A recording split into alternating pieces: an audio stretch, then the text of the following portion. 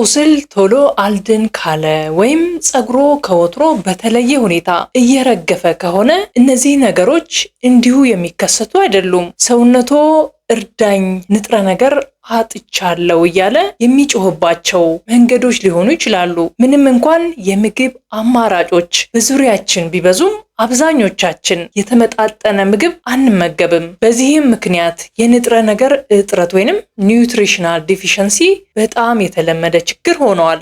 ዛሬ ሰውነታችን በአግባቡ እንዲሰራ አስፈላጊ ንጥረ ነገሮች ሲጎድሉ ምን ምልክቶች ያሳያል የሚለውን አብረን እንመልከት። ምልክት 1 ከወትሮ በተለየ ድካም መሰማት። ስራ በዝቶ ወይም ጭንቀት ሲኖር ድካም መሰማቱ የተለመደ ነው። ነገር ግን በቂ እንቅልፍ ተኝተውም ሁልጊዜ የሚደክመውት ከሆነ ችግሩ የእረፍት ማጣት ሳይሆን አመጋገቦ ላይ ሊሆን ይችላል። የተመጣጠነ ምግብ እጥረት ለከፍተኛ ድካም ዋነኛው መንስኤ ነው። በተለይም የአይረን እጥረት ለዚህ ትልቁ ድርሻ አለው። አይረን ደማችን ኦክሲጅንን ወደ ተለያዩ የሰውነት ክፍሎች እንዲደርስ ስለሚረዳ እሱ ሲያንስ ሰውነታችን ይዝላል፣ ከፍተኛ የድካም ስሜትም ይሰማናል። ይህ ችግር በተለይ በየዕለቱ የአይረን ፍላጎታቸውን ለማሟላት የሚቸገሩ ሴቶችና ህፃናት ላይ በብዛት ይስተዋላል። መፍትሄው አመጋገቦን ማስተካከል ነው። በቂ አይረን ለማግኘት ስጋ፣ ዶሮ፣ አሳ እንዲሁም ጥራጥሬዎችን እንደ ባቄላና አተር የመሳሰሉትን አዘውትረው ይመገቡ። በተጨማሪም እንደ ቆስጣና ጎመን ያሉ አረንጓዴ ቅጠላ ቅጠሎች በገበታው ቋሚ ሊሆኑ ይገባል። ምልክት 2 ደግሞ የፀጉር መርገፍ። ብዙዎቻችን ጠዋት ተነስተን ትራስ ላይ ወይንም ስናበጥር ማበጠሪያው ላይ ብዙ ፀጉር ስናይ እንደነግጣለን። በእርግጥ በቀን ውስጥ እስከ 100 የሚደርሱ የፀጉር ዘለላዎች መርገፋቸው በተፈጥሮ የተለመደ ነው። ነገር ግን ከዚህ በላይ የሚረግፍ ከሆነና ፀጉሮ እየሳሳ እንደመጣ ካስተዋሉ ጉዳዩ ከውበት መጠበቂያ ቅባቶች በላይ ሊሆን ይችላል። ይህ ሰውነቶ አይረን እያጣ መሆኑን የሚጠቁም ወሳኝ ምልክት ነው። ታዲያ አይረን ያለባቸው ምግቦች መመገብ ብቻውን በቂ ላይሆን ይችላል። ዋናው ቁም ነገር ሰውነታችን ያንን አይረን እንዴት አድርጎ ያሰርገዋል ወይንም አብዞርብ ያደርገዋል የሚለው ነው። ለዚህ ደግሞ ዋናው ቫይታሚን ሲ ነው። አይረን ያላቸው ምግቦች ከቫይታሚን ሲ ጋር አዋህደው ሲመገቡ ሰውነቶ ንጥረ ነገሩን በቀላሉ እንዲያሰርግና ለፀጉሮ እድገት እንዲያውለው ትልቅ አስተዋጽኦ ያደርጋል። ለምሳሌ ያህል የተፈጨ ስጋን ከቲማቲም ስልስ ጋር ማብሰል ወይም ደግሞ ሰላጣ ሲያዘጋጁ ቃሪያና ሎሚ መጨመር። እነዚህ ቀላል ጥምረቶች አይረን በሰውነታችን ውስጥ እንዲሰርጽ በማድረግ የፀጉሮን ጤንነት ይመልሳሉ። ጤናማ ፀጉር የሚጀምረው ከውስጥ ነው። ምልክት 3 ቁስል ቶሎ አለመዳን። ቆዳችን ዝም ብሎ አካላችንን የሚሸፍን ነገር ብቻ አይደለም። ከውጭ ለሚመጡ በሽታ አምጪ ተህዋሲያንና ባክቴሪያዎች የመጀመሪያውና ዋናው መከላከያችን ነው። ስለዚህ በሆነ አጋጣሚ ስንቆረጥ ወይንም ስንቧጨር ያ ክፍተት በቶሎ መዘጋት አለበት። ቁስሉ ቶሎ ካልዳነ ባክቴሪያዎች ወደ ሰውነታችን ሰርገው በመግባት ለከፋ ኢንፌክሽን ሊያጋልጡን ይችላሉ። ታዲያ ቁስሎ ቶሎ የማይድን ከሆነ ምክንያቱ ምን ሊሆን ይችላል? መልሱ የቫይታሚን ሲ እጥረት ሊሆን ይችላል። ለምን መሰላችሁ?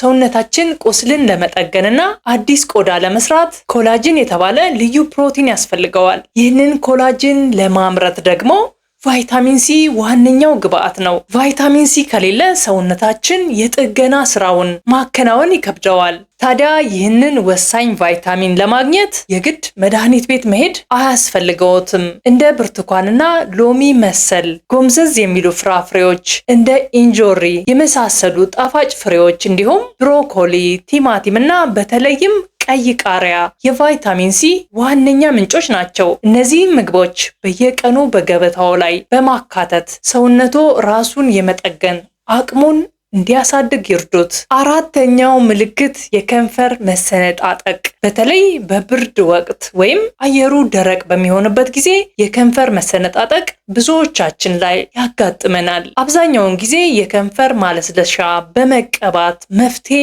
እናገኝለታለን። ነገር ግን መሰነጣጠቁ ከላይ ሳይሆን በከንፈሮ ማዕዘኖች ወይም ጥግ ላይ ከሆነና ህመም የሚሰማዎት ከሆነ ጉዳዩ አንጉላር ቺላይተስ የሚባል የጤና ችግር ምልክት ሊሆን ይችላል። ይህ የአየር ንብረት ለውጥ ሳይሆን ሰውነቶ ውስጥ የሆነ ንጥረ ነገር እንደጎደለ የሚያሳይ ማስጠንቀቂያ ነው።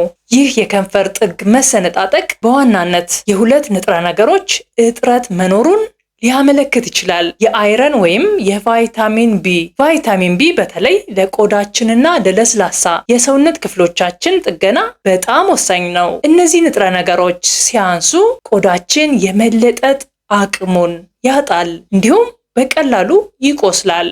መፍትሄው ከንፈሮ እንዳይሰነጣጠቅ የሙሉ እህል ምርቶች እንደ ገብስና ያልተፈተገ ስንዴ፣ ስጋና ወተት፣ እነዚህ በተለይ ለቫይታሚን ቢ12 እና ለአይረን እንዲሁም የተለያዩ አትክልቶች እነዚህ ንጥረ ነገሮች በበቂ ሁኔታ ለማግኘት ተመራጭ ናቸው። ከንፈሮ ሲቆስል ከውጭ ማለስለሻ ከመቀባት ባለፈ ምን እየተመገቡ እንደሆነ ያስተውሉ።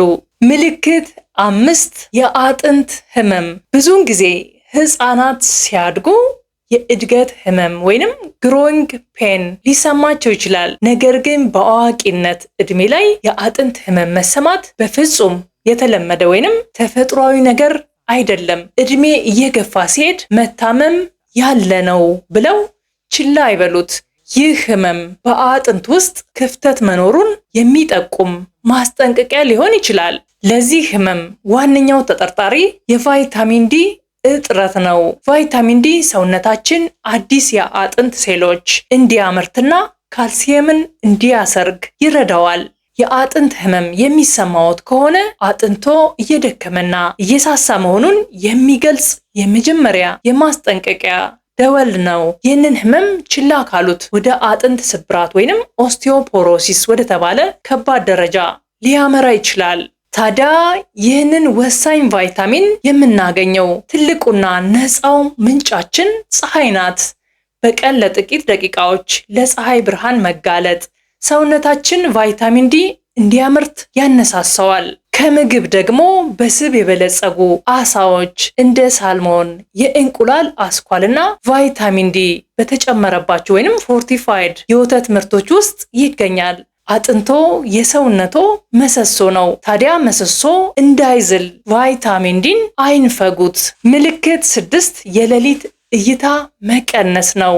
እድሜ እየገፋ ሲሄድ በአይናችን ላይ የተወሰኑ ለውጦች ሊኖሩ እንደሚችሉ የታወቀ ነው። ነገር ግን በጨለማ ውስጥ ወይም በምሽት የማየት ችሎታው ከወትሮ በተለየ በከፍተኛ ሁኔታ ከቀነሰ ጉዳዩ የእድሜ ብቻ ላይሆን ይችላል። ይህ ናይት ብላይንድነስ ተብሎ የሚጠራው ችግር የቫይታሚን ኤ እጥረት ዋነኛው ምልክት ነው። ቫይታሚን ኤ በአይናችን ውስጥ ብርሃንን ወደ ነርቭ መልእክት የሚቀይሩትን ሴሎች ጤንነት ይጠብቃል። ይህ ቫይታሚን ሲያንስ አይናችን የብርሃን ምስል የመስራት አቅሙ ይዳከማል።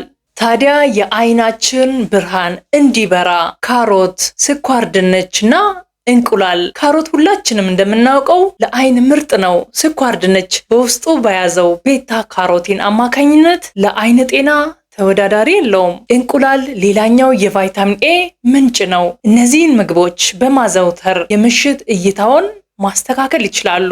ዛሬ ያየናቸው 6 ምልክቶች ከከፍተኛ ድካም እስከ ምሽት እይታ መቀነስ የሰውነታችን ውስጣዊ ሚዛኑ ሲዛባ የሚሰጠን ቀይ መብራቶች ናቸው። እነዚህም ምልክቶች በሰውነቱ ላይ ካዩ በፍጹም ችላ አይበሏቸው። አብዛኛውን ጊዜ አመጋገቦውን በማስተካከል ብቻ አስደናቂ ለውጥ ማምጣት ይችላሉ። ነገር ግን አስፈላጊ ሲሆን የባለሙያ የሕክምና እርዳታ ማግኘት ለጤናው ዋስትና ነው። ይህ የጤና መረጃ ለእርሶ ወይንም ለምትወዱት ሰው ጠቃሚ ሆኖ ካገኙት ላይክ ማድረግና ለወዳጆ ማጋራት አይርሱ። የእርሶ ሼር ማድረግ የአንድን ሰው ጤና ሊታደግ ይችላል። ለተጨማሪ መሰል የጤና ትምህርቶች ቻናላችንን ሰብስክራይብ ያድርጉ። በሚቀጥለው ቪዲዮ በሌላ ጠቃሚ ርዕስ እስክንገናኝ ጤናማ ሆናችሁ ቆዩን።